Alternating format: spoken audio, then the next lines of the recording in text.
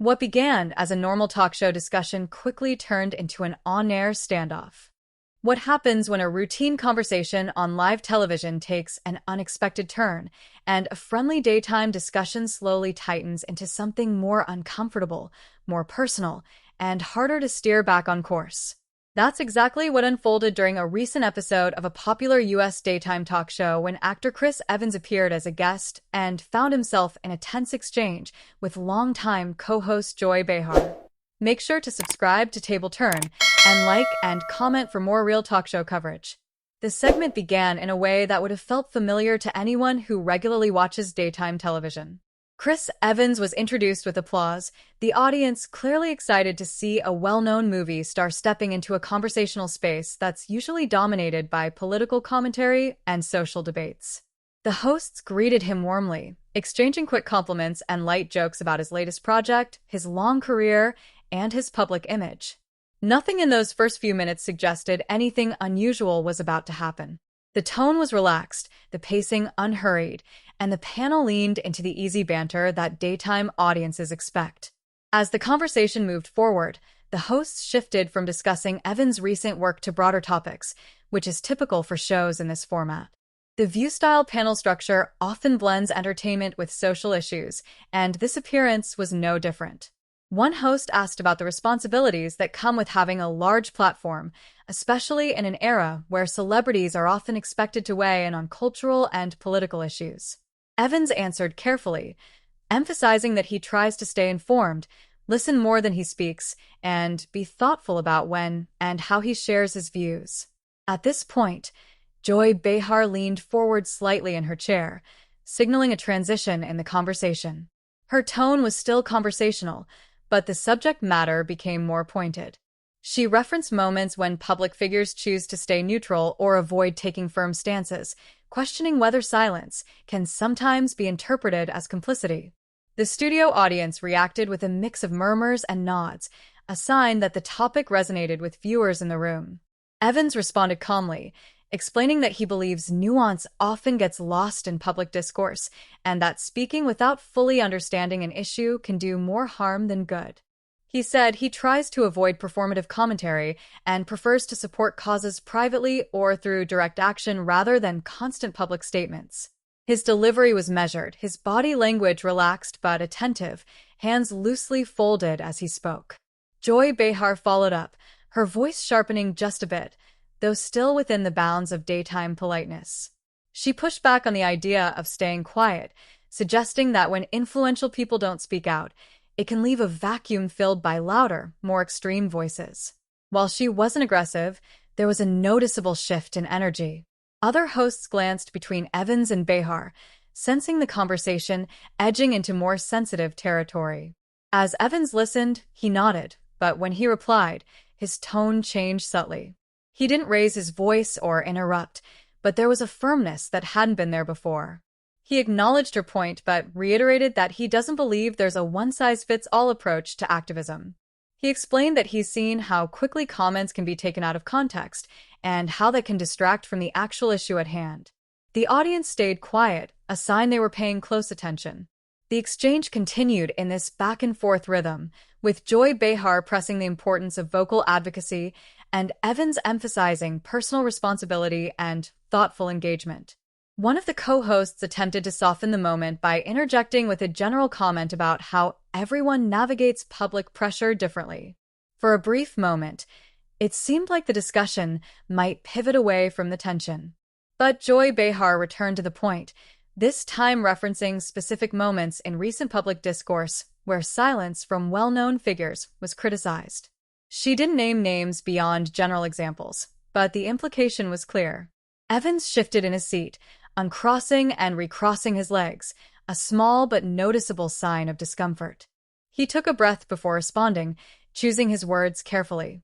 He explained that he doesn't shy away from difficult conversations, but believes they should happen in spaces where listening is prioritized over scoring points.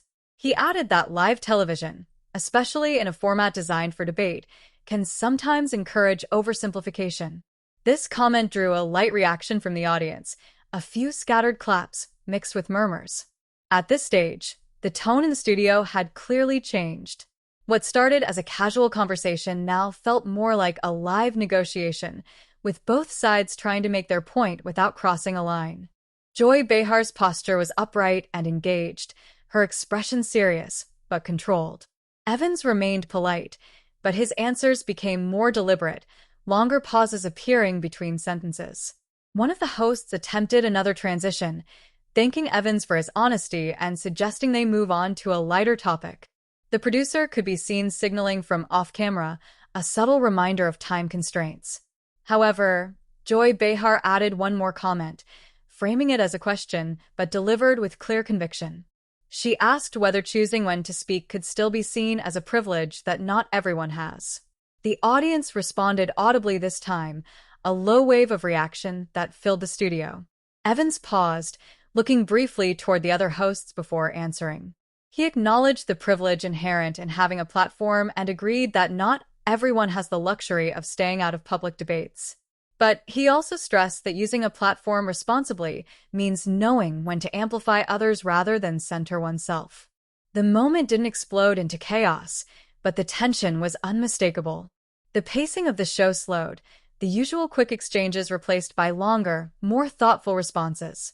The hosts were visibly aware they were navigating a delicate moment on live television. Smiles were fewer, gestures more restrained. As the segment approached its first commercial break, the moderator stepped in decisively, thanking Evans for the thoughtful discussion and signaling the transition. The applause that followed was polite, but slightly subdued compared to the enthusiastic welcome at the start. The camera lingered briefly on the panel as they reset their posture, preparing to move on. For viewers watching at home, this part of the episode felt different from the norm. It wasn't explosive or overtly confrontational, but it carried the quiet tension that only live television can produce when opinions clash in real time. It set the stage for what would continue to unfold after the break, leaving audiences curious about how the conversation would evolve and whether the uneasy balance could be restored as the show went on. When the show returned from commercial, there was a noticeable shift in how everyone on the panel carried themselves. Viewers at home may not have consciously registered it at first, but the pacing felt more deliberate, as if the hosts were collectively aware that the previous exchange had landed heavier than expected. The moderator reintroduced the segment with a practiced calm, briefly recapping that Chris Evans was still at the table and thanking him again for engaging in a thoughtful discussion. The applause cue came up, and the audience responded, though it sounded more measured than before, as if people were still processing what they'd just heard. The conversation resumed with an attempt to widen the lens. One of the co-hosts asked Evans about navigating public expectations in general, framing it as a broader cultural challenge rather than a personal critique. This question was clearly designed to lower the temperature while still keeping the topic relevant. Evans seemed to appreciate the shift. His shoulders relaxed slightly, and he leaned back into his chair as he spoke, explaining that fame today comes with a constant feedback loop that didn't exist earlier in his career. He talked about how every comment is instantly analyzed, shared, and often reframed in ways that weren't intended. Joy Behar listened closely, her expression neutral but attentive. She didn't interrupt this time, allowing Evans to finish his thought. He described how he's learned to take a step back, consult people he trusts, and think long-term rather than reacting in the moment. The studio audience nodded along, and there were a few quiet murmurs of agreement. For a moment, it felt like the conversation had found a more comfortable rhythm. That balance didn't last long, though. Joy Behar re-entered the discussion, this time with a slightly softer tone but still a clear point of contention. She acknowledged the pressures Evans described but returned to the idea that public figures inevitably shape conversations, whether they intend to or not. She noted that daytime talk shows like this one exist precisely because people want to hear opinions, not just explanations. Her voice wasn't raised, but there was an undercurrent of frustration, the kind that comes from long experience in these debates. Evans responded with a small nod, signaling respect for her perspective. He agreed that opinions matter, but drew a distinction between sharing an opinion and positioning oneself as an authority. He said he worries about speaking over people who are directly affected by certain issues. As he spoke, he gestured lightly with his hands, palms open, a nonverbal cue that he wasn't trying to shut the conversation down. The audience remained quiet, attentive in a way that suggested they were following the nuance rather than waiting for a punchline. This was not the kind of exchange that produces immediate applause. Instead, it unfolded slowly, each response building on the last. One of the co-hosts glanced toward the moderator, perhaps checking whether it was time to redirect again.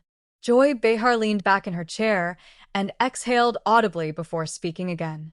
She clarified that she wasn't asking celebrities to have all the answers, but she questioned whether opting out entirely sends a message, intentional or not. This clarification softened her stance slightly, reframing it as a question rather than an accusation. Still, the tension lingered, visible in the way Evans paused longer than before. When he spoke, Evans acknowledged that perception matters and admitted that he doesn't always get it right. This admission seemed to ease the room. The audience reacted with a small ripple of applause, appreciative of the humility. He explained that he's still learning how to balance his personal values with public expectations, and that those decisions are often made imperfectly. At this point, another host chimed in, sharing her own experience of being criticized no matter what stance she takes. This personal anecdote served as a bridge, reminding viewers that the panelists themselves navigate similar challenges.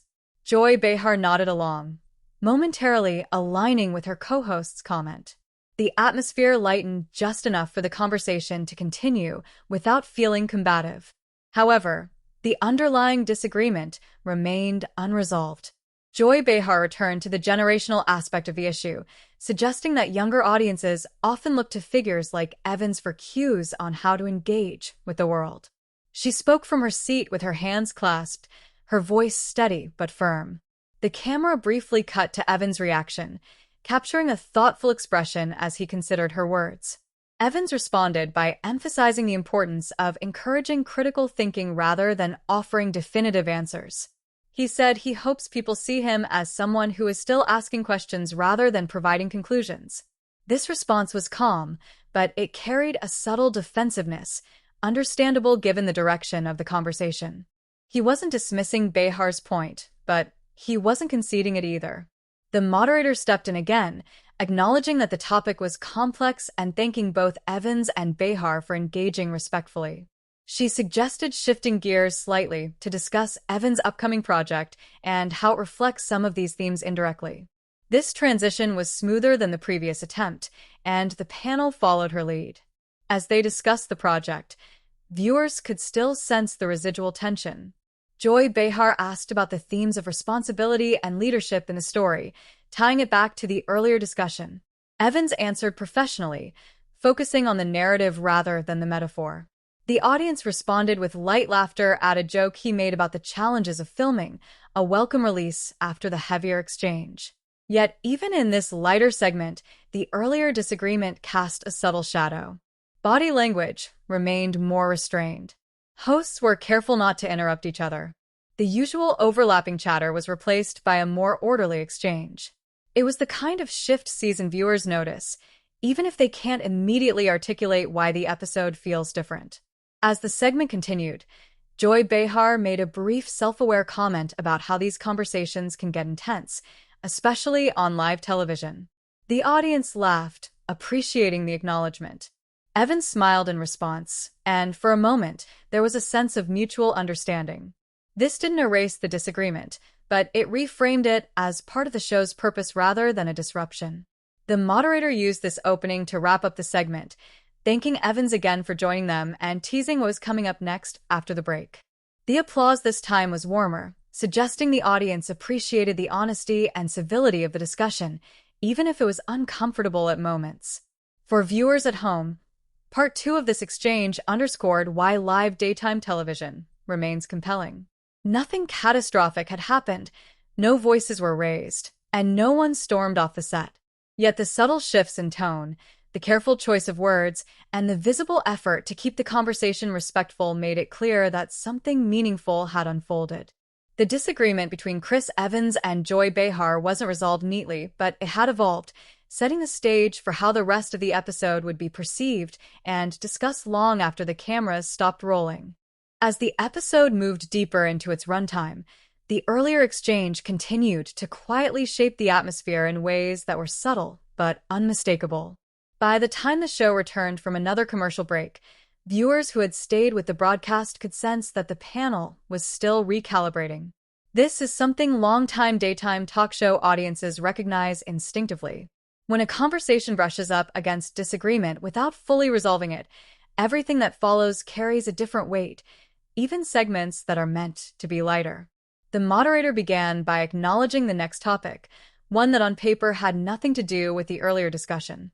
However, the transition itself felt careful, almost cautious. Her voice was steady and upbeat, but her pacing was slightly slower than usual, as if she were intentionally giving each thought a bit more room to land. The audience responded politely, though without the easy enthusiasm that often accompanies a clean reset. Chris Evans remained at the table, listening attentively as the hosts introduced the new subject. He maintained an open posture, shoulders squared, hands resting loosely in front of him. Joy Behar sat upright, eyes forward, her expression neutral. Neither appeared visibly upset, but both seemed aware that they were still under the microscope, not just from the cameras, but from each other and from the audience. As the discussion unfolded, it became clear that the earlier disagreement hadn't been left behind entirely. Joy Behar framed her comments in broader terms, speaking about the role of media in shaping public understanding. While she avoided direct references to the earlier exchange, the thematic overlap was evident. Her words carried the authority of someone who has spent decades in live television, accustomed to steering conversations through controversy. Evans listened closely, nodding occasionally. When he responded, he stayed within the bounds of the new topic but continued to emphasize thoughtfulness and restraint. His tone was calm, but his answers were more structured than before, as if he were consciously avoiding anything that might reignite the tension. The audience remained attentive, with only a few scattered reactions punctuating the dialogue. At one point, another host attempted to inject humor, making a light comment that drew a brief laugh from the crowd. This moment of levity was welcome, but it was fleeting. The conversation quickly returned to a more serious register, reflecting the lingering seriousness that had settled over the table. Joy Behar re-entered the conversation with a comment that, while framed generally, echoed her earlier concerns. She spoke about accountability and visibility, noting that television itself is a platform that carries responsibility. Her tone was measured, but there was an unmistakable firmness to her delivery. The camera briefly cut to Evans as she spoke, capturing his attentive expression. When Evans replied, he acknowledged her point without restating his earlier arguments in full. Instead, he focused on shared values, emphasizing that accountability matters and that he respects platforms like daytime talk shows for creating space for dialogue. This approach seemed intentional, an effort to find common ground rather than revisit the points of disagreement. The audience responded with light applause, signaling approval of the conciliatory tone. This reaction seemed to ease the panel slightly. Body language across the table softened, shoulders dropped, and eye contact became more relaxed. For a few minutes, the conversation flowed more smoothly, suggesting that the earlier tension might finally be dissipating. However, live television rarely allows moments to fully settle without another shift. As the segment continued, Joy Behar posed a question that, while related to the topic at hand, brushed close to the earlier debate once again. She asked Evans how he decides which conversations are worth engaging in publicly and which are better left private. Her phrasing was neutral, but the implication was clear enough that the audience stirred audibly. Evans paused before answering, longer than he had at any other point in the episode. This pause was noticeable on screen, a rare moment of silence in a format that usually prizes quick exchanges. When he spoke, his voice was steady, but there was a seriousness to it that drew the room in. He explained that these decisions aren't formulaic and that he often relies on instinct, advice from people he trusts, and an awareness of his own limitations. As he spoke, Joy Behar watched him closely, her expression thoughtful rather than confrontational. She didn't interrupt, allowing him to finish. The audience remained quiet, the studio unusually still. This was one of those moments where live television feels almost suspended, as if everyone is collectively holding their breath. When Evans concluded, there was a brief beat before the moderator stepped in to thank him for his honesty. The applause that followed was more sustained than earlier, suggesting that viewers appreciated the candor and the restraint shown by both sides. Joy Behar nodded slightly, acknowledging the response without adding further commentary. The conversation then shifted toward wrapping up Evans' appearance. The hosts thanked him for joining them and highlighted his upcoming work once more. This closing portion was noticeably warmer, with smiles returning to the table. Evans responded graciously, expressing appreciation for the opportunity to have an open conversation, even when it's challenging. As the segment came to an end, the camera captured a wide shot of the panel. The visual told a story of its own. Everyone appeared composed, professional, and cordial, yet there was an undercurrent of seriousness that hadn't been present at the start of the show. This wasn't the aftermath of a blow-up, but rather the residue of a meaningful disagreement aired in real time. For viewers watching from home, Part 3 of the episode reinforced the sense that they had witnessed something authentic. It wasn't the kind of viral confrontation built on shouting or walk-offs. Instead, it was a slow, deliberate exchange that revealed differing philosophies about public responsibility. The tension came not from hostility, but from conviction, and that made it harder to dismiss or forget. As the show moved on to its next segment, social media chatter was already beginning to reflect what viewers had seen. Some praised Joy Behar for pressing the issue, while others commended Evans for his thoughtful restraint. These reactions wouldn't be addressed on air until later, but they formed the backdrop against which the rest of the episode would be viewed. By this point, it was clear that the exchange between Chris Evans and Joy Behar had become the defining moment of the broadcast. Even as the show continued with other topics, the tone had been set. The audience in the studio, like viewers at home, had been reminded that live daytime television can still produce moments that feel real, unscripted, and quietly intense. And as the episode progressed toward its final stretch, there was a sense that this conversation, unresolved though it was, would linger well beyond the closing credits. As the episode entered its later stretch, the atmosphere in the studio settled into something that felt more reflective than reactive. By this point, the audience had adjusted to the tone of the broadcast, understanding that this was not going to be one of those episodes that bounced effortlessly from topic to topic. The earlier exchange between Chris Evans and Joy Behar had quietly recalibrated expectations, and everything that followed unfolded within that context. The moderator introduced the next discussion point with a lighter inflection, clearly aiming to reset the energy without ignoring what had already happened. This is a familiar maneuver on daytime talk shows, especially when a serious moment has dominated earlier segments. The hosts shifted in their seats, straightening papers and glancing briefly at one another, a subtle signal that they were moving into a different phase of the show. Chris Evans was no longer the central focus of the conversation, but his presence at the table still mattered. He listened attentively as the panel discussed the new topic, occasionally nodding, but mostly staying quiet unless directly addressed. His demeanor suggested a conscious choice to give the host space, perhaps recognizing that he had already taken up a significant portion of the episode's emotional bandwidth. Joy Behar, meanwhile, appeared more relaxed than earlier, though still engaged. Her comments were measured, and she allowed her co-hosts to speak without interruption. This shift didn't go unnoticed by the studio audience. The pacing felt steadier, and there was a sense that the show was finding its footing again after navigating a complex exchange. At one point, another host made a brief reference to how live conversations can take unexpected turns, a comment delivered with a knowing smile. The audience laughed lightly, and even Evans smiled in response. It was a small moment, but it acknowledged the elephant in the room without reopening it. These are the kinds of moments that experienced daytime television viewers recognize as pressure valves, allowing tension to release gradually rather than abruptly. As the panel continued, the discussion turned to broader cultural trends, including how public discourse has evolved in recent years. Joy Behar contributed her perspective with the confidence of someone who has seen many cycles of change come and go. She spoke about the importance of open dialogue, even when it's uncomfortable, framing it as a necessary part of progress. Her tone was calmer now, less pointed than earlier, but still firm in its conviction. Evans was invited back into the conversation with a question that tied these themes together without directly revisiting their earlier disagreement.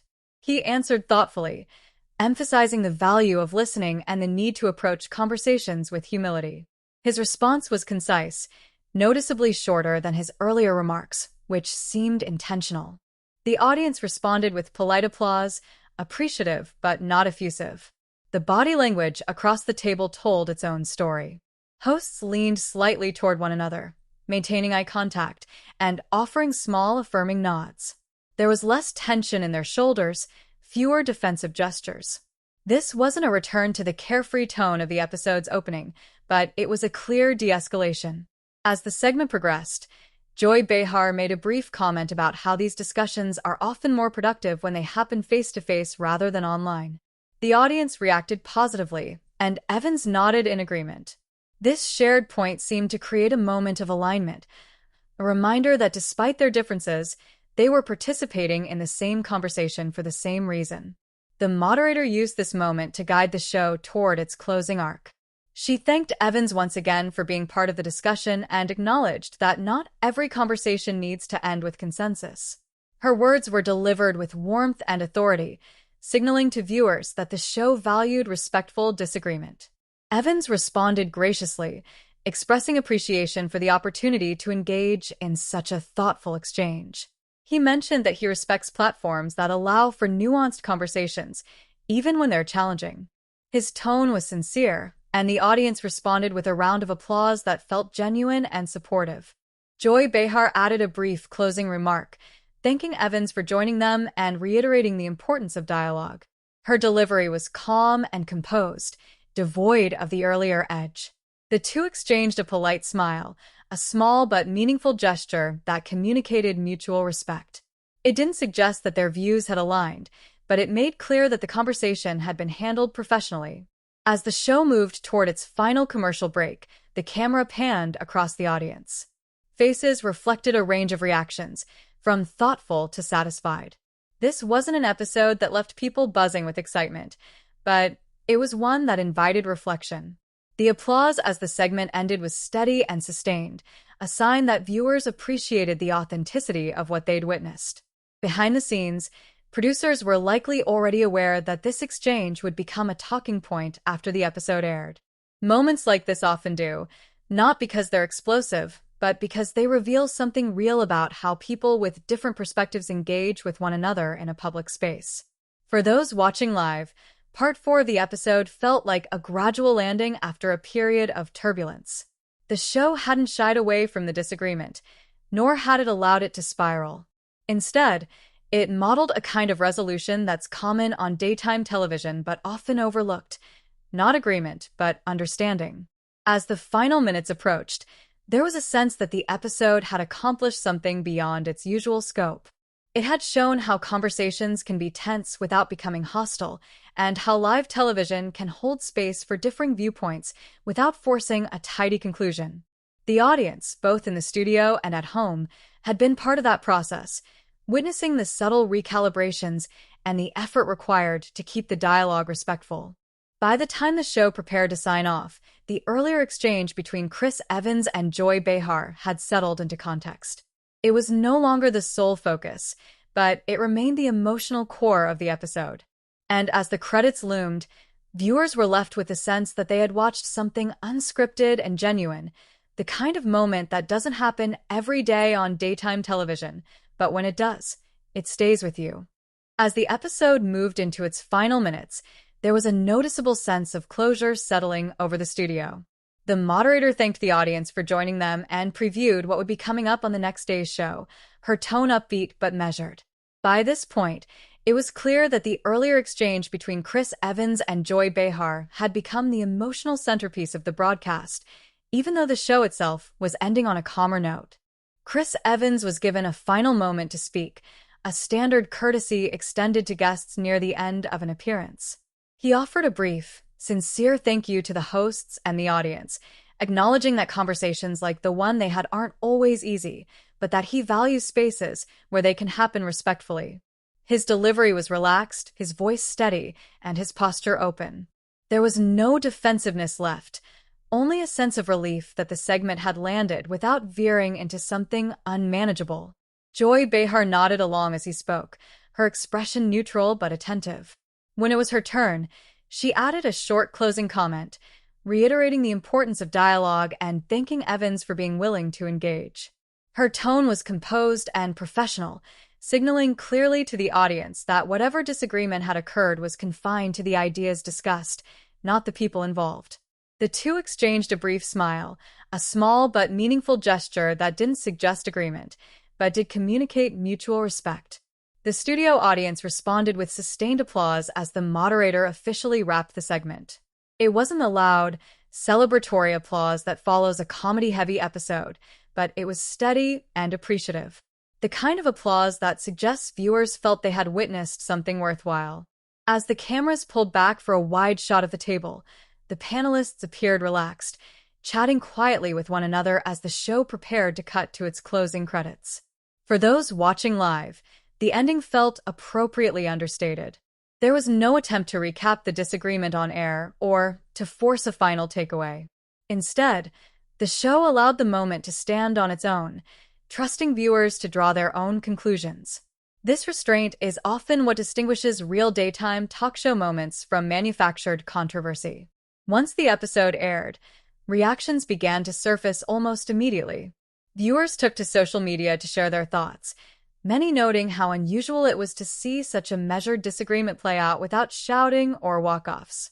Some praised Joy Behar for pressing an issue she clearly felt strongly about, arguing that her questions reflected the expectations many viewers place on public figures. Others defended Chris Evans, commending him for maintaining composure and articulating his perspective without dismissing opposing views. Clips from the exchange began circulating online later that day, particularly moments where the tone subtly shifted and the audience reaction could be heard. These clips sparked further discussion, with viewers dissecting body language, pauses, and phrasing. Some pointed out the long silence before Evans answered one of Behar's questions, interpreting it as evidence of how seriously he was taking the conversation. Others focused on Behar's persistence, viewing it as an example of why daytime talk shows remain relevant forums for public debate. In follow-up commentary, several media outlets described the moment not as a confrontation, but as a tense yet respectful exchange. This framing resonated with many viewers who felt that the episode stood out precisely because it avoided sensationalism. The discussion was described as uncomfortable at times, but necessary, and handled in a way that felt appropriate for daytime television. The following day, the show briefly acknowledged viewer reactions at the top of the broadcast. The moderator mentioned that they had received a wide range of responses to the previous episode's discussion and thanked viewers for engaging thoughtfully. There was no replay of the clip, no rehashing of the disagreement. Instead, it was treated as part of an ongoing conversation, not a moment to be exploited. Joy Behar did not revisit the exchange directly, nor did she issue any clarification. Her comments during the acknowledgement suggested that she stood by the importance of open dialogue, even when it leads to discomfort. Chris Evans did not comment publicly on the exchange beyond a brief mention in a later interview, where he described the experience as challenging but valuable. For audiences, this ending reinforced why the moment resonated in the first place. It wasn't about chaos in the traditional sense. No one raised their voice, no one stormed off set, and no rules were broken. The chaos, if it could be called that, came from the unpredictability of live conversation and the tension that arises when deeply held beliefs are discussed openly. By the time the episode faded from the day's news cycle, it had left behind a quieter impact. Viewers remembered it not for a single quote or dramatic gesture, but for the way it unfolded slowly, in real time, with all the imperfections that come with live television. It became an example of how disagreement can be aired publicly without devolving into spectacle. And that's what made this moment between Chris Evans and Joy Behar stand out. It wasn't a blow-up. It was a reminder that daytime talk shows are still capable of hosting real conversations, ones that don't always resolve neatly, but still matter. Now, we want to hear from you. Share your opinion in the comments and let us know how you felt watching this exchange unfold. And don't forget to subscribe to Table Turn for more narration-based talk show stories like this one.